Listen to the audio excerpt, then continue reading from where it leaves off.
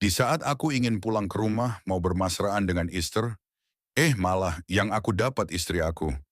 Wajah selalu masam dan selalu aku yang salah. Aku banyak orang bilang kamu lagi sakit. Kenapa cari uang siang malam? Karena aku cari uang begitu pun.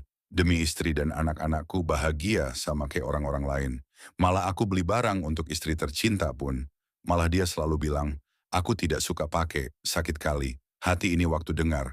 Karena aku tidak mau ribut. Aku diamkan aja demi mau terlihat happy. Aku tidak merasa aku lagi sakit parah.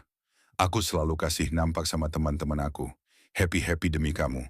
Akan tetapi kamu selalu menyakiti aku. Ada Allah yang tahu perjuangan ini. Aku bagaimana buat kamu? Yang paling aku kecewa waktu aku mau sesuatu sama kamu. Aku selalu kecewa. Bagi aku sih tidak apa-apa.